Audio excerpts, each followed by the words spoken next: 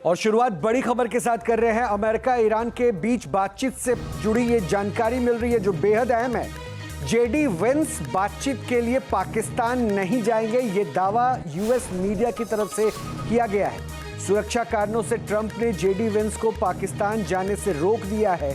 Witkoff के साथ JD Vance को बातचीत के लिए जाना था।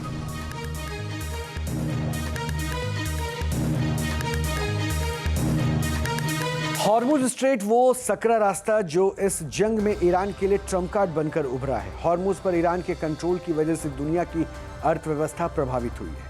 अब टोल के जरिए ईरान इस अहम समुद्री मार्ग पर कंट्रोल करना चाहता है। सवाल है कि क्या अमेरिका इसे बर्दाश्त करेगा? क्या पश्चिम एशिया में सीज फायर सिर्फ अस्थायी शांति है? क्या असली जंग बाकी है? क्या इस जंग की वजह बनेगा हॉर्मुज स्ट्रेट?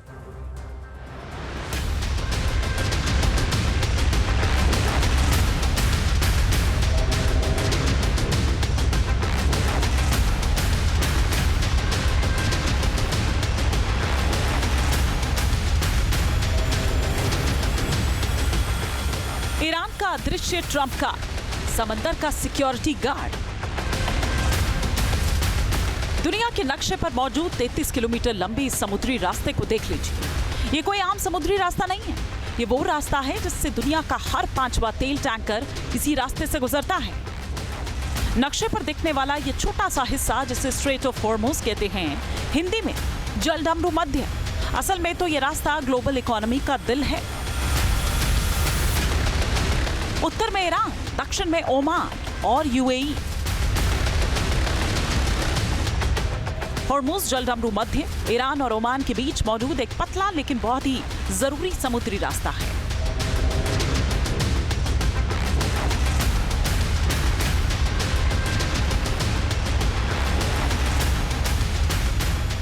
यही रास्ता फारस की खाड़ी को ओमान की खाड़ी और आगे अरब सागर से जोड़ता है। इसकी कुल लंबाई करीब 161 किलोमीटर है, जबकि सबसे संकरे हिस्से में चौड़ाई करीब 21 मील यानी कि 33 किलोमीटर रह जाती है। लेकिन तेल टैंकर और जहाजों के आने जाने के लिए जो सुरक्षित रास्ता यानी कि शिपिंग लेन है वो केवल 3 किलोमीटर ही चौड़ा है। यानी ये समुद्री रास्ता रणनीतिक रूप से काफी संवेदनशील बन जाता है।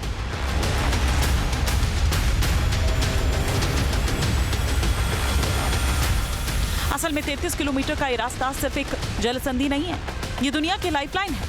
अब आप सोच रहे होंगे कि आखिर ईरान से इसका क्या ताल्लुक? हॉर्मुज का सबसे संकरा हिस्सा ईरान और ओमान के जल क्षेत्र में आता है। संयुक्त राष्ट्र के समुद्री कानून के मुताबिक कोई देश अपनी तटरेखा से 12 समुद्री मील तक नियंत्रण रख सकते हैं। हॉर्मुज स्ट्रेट पर ईरान का कब्जा है और इसी को ईरान अपने लिए सुरक्षा की पक्की गारंटी मानता है।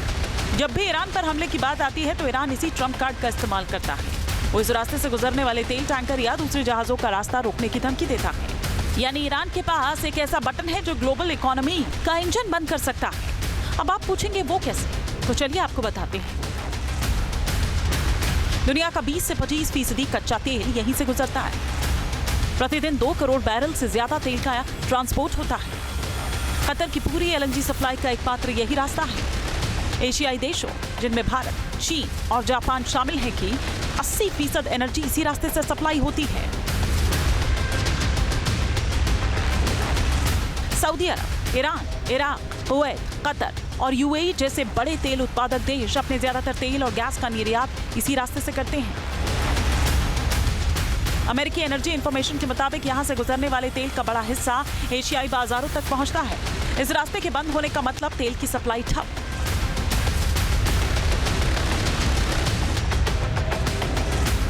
नतीजा, दुनिया के कई देशों में पेट्रोल डीजल के दाम बढ़ गए। करोड़ों लोगों की रसोई का बजट बिगड़ने लगा। कई देशों में महंगाई आसमान छूने लगी। इतिहास गवाह है, जब जब ईरान पर दबाव बढ़ा उसने इसी रास्ते को ढाल बनाया। 1980 के दशक के टैंकर वॉर से लेकर आज तक हॉर्मुज हमेशा से एक जियोपॉलिटिकल चोक पॉइंट रहा है। सब कुछ ठीक चल रहा था, लेकिन 28 फरवरी की तारीख ने सब बदल दिया। अमेरिका और इजराइल के साझा हमलों के जवाब में ईरान ने हॉर्मुज की घेराबंदी कर दी। देखते ही देखते ये लाइफलाइन जंग के मैदान में तब्दील हो गई।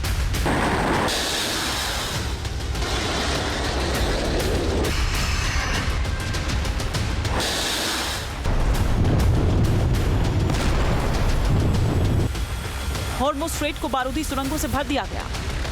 38 दिनों में 23 से ज्यादा जहाजों को निशाना बनाया गया। मिसाइल हमले में 11 क्रू सदस्यों की दर्दनाक मौत हो गई। हमलों का असर ऐसा हुआ कि हॉर्मुज़ से होने वाली आवाजाही 95% तक गिर गई। शिपिंग कंपनीज ने अपने रास्ते तक बदल लिए या जहाजों को बंदरगाह पर ही खड़ा कर दिया गया। तेल की कीमतें आसमान छूने लगी। 40 से ज्यादा देशों ने इस संकट को सुलझाने के लिए एड़ी चोटी का जोर लगा दिया। संयुक्त राष्ट्र की एक टास्क फोर्स को एक्टिव करना पड़ा। फ्रांस के राष्ट्रपति इमैनुअल मैक्रों ने साफ कर दिया कि हॉर्मुज़ को मिलिट्री के दम पर खुलवाना मुमकिन नहीं, इसे ईरान के साथ मिलकर खुलवाना होगा। हालात बिगड़ने लगे। तब अमेरिकी राष्ट्रपति ट्रंप को भी समझ में आ चुका था कि जिस हॉर्मुज़ को नजरअंदाज कर उन्होंने ईरान पर हमले किए थे, उसी हॉर्मुज़ को खुलवाने के लिए अल्टीमेटम देने होंगे। ट्रंप ने हमले के लिए कई बार डेडलाइन दी। 21 मार्च को पहला अल्टीमेटम, 23 मार्च को दूसरा अल्टीमेटम, 26 मार्च को तीसरा अल्टीमेटम, 5 अप्रैल को चौथा और 6 अप्रैल को 5वां अल्टीमेटम दिया गया। ईरान अड़ा हुआ था, हॉर्मुज़ को खोलने के लिए राजी नहीं था। दूसरी तरफ ट्रंप बिचौलिए पाकिस्तान की मदद से ईरान के आगे गिड़गिड़ाते भी रहे। आखिरकार अमेरिका और ईरान के बीच सीज फायर हो गया। ईरान हॉर्मुज़ खोलने के लिए राजी तो हो गया, लेकिन साफ कर दिया गया कि हॉर्मुज़ खुलेगा जरूर, लेकिन ईरान की सेना कोऑर्डिनेट करेगी। इसे आप ईरान को हॉर्मुज़ के ऊपर पूरा कंट्रोल कह लीजिए। ईरान के विदेश मंत्री अब्बास अरागची ने सोशल मीडिया पर लिखा, 2 हफ्ते के लिए ईरान की सशस्त्र सेनाओं के कोऑर्डिनेशन और तकनीकी सीमाओं को ध्यान में रखते हुए हॉर्मुज़ स्ट्रेट से सुरक्षित आवागमन संभव होगा। खबर है कि ईरान अब यहां से गुजरने वाले जहाजों से सुरक्षा शुल्क वसूलने की तैयारी में है। यानी ट्रंप की आक्रामकता और फिर समझौते ने ईरान को वो चाबी सौंप दी है जिसका इस्तेमाल अपनी कमाई बढ़ाने के लिए कर सकता है। हॉर्मुज़ पर कब्जे का इरादा सिर्फ ईरान का ही नहीं, अमेरिका का भी था। इसे आप राष्ट्रपति ट्रंप के बयान से अंदाजा लगा सकते हैं। ट्रंप ने कह डाली, उन्होंने लिखा, अमेरिका हॉर्मुज़ में ट्रैफिक की स्थिति को संभालने में मदद करेगा। बहुत सारे सकारात्मक कदम उठाए जाएंगे, खूब पैसे कमाएंगे, हम हर तरह की सप्लाई लेकर आएंगे और ये सुनिश्चित करने के लिए वही मौजूद रहेंगे कि सब कुछ ठीक से चलता रहे। प्रस्ताव में स्ट्रेट ऑफ हॉर्मुज़ में सुरक्षित आवागमन के लिए एक विशेष प्रोटोकॉल बनाने की बात भी शामिल है। सीज फायर के समझौते के तहत ईरान की नियंत्रण भूमिका सुनिश्चित की जाएगी। ईरान हॉर्मुज़ स्ट्रेट में आर्थिक और भू राजनीतिक भूमिका को स्वीकार करना होगा। अब तक ईरान जिन जहाजों को हॉर्मुज़ से गुजरने की इजाजत दे रहा था, उसने प्रति जहाज 20 लाख अमेरिकी डॉलर टोल दिया था। इसी बीच एसोसिएटेड प्रेस के हवाले से खबर यह आई कि 2 हफ्ते के सीज फायर प्लान के तहत ईरान और ओमान हॉर्मुज़ से गुजरने वाले जहाजों से शुल्क ले सकते हैं।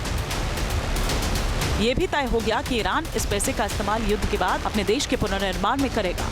ईरान को टोल वसूलने का अधिकार दिया जाता है तो वो $2 मिलियन प्रति जहाज हो सकता है। इस टोल से ईरान पर हर साल 70 से 80 अरब डॉलर कमा सकता है। अगर टोल की बात सच है तो इसका मतलब ये हुआ कि हॉर्मुज़ अब एक मुक्त अंतर्राष्ट्रीय जलमार्ग नहीं रह जाएगा। जानकारी से ट्रंप की कूटनीतिक विफलता के तौर पर देख रहे हैं। जो रास्ता पहले फ्री इंटरनेशनल नेविगेशन के लिए खुला था, अब वहां ईरान की चेक पोस्ट होगी। हॉर्मुज़ फिलहाल खुल तो रहा है, लेकिन ये शांति कितनी स्थायी है कोई नहीं जानता। सवाल यह है कि जो रास्ता पहले फ्री था, अब उसके लिए पैसे चुकाने होंगे और ये सब अमेरिका की वजह से हुआ है। मतलब अब तेल की हर बूंद के लिए दुनिया को ईरान की शर्तों पर झुकना होगा और इसकी कीमत दुनिया के हर हिस्से में मौजूद आम लोगों को चुकानी होगी। यानी तेल की कीमतें, ग्लोबल ट्रेड, जियोपॉलिटिक्स, सब कुछ अब हॉर्मुज़ के मूड पर निर्भर करेगा। Team news nation.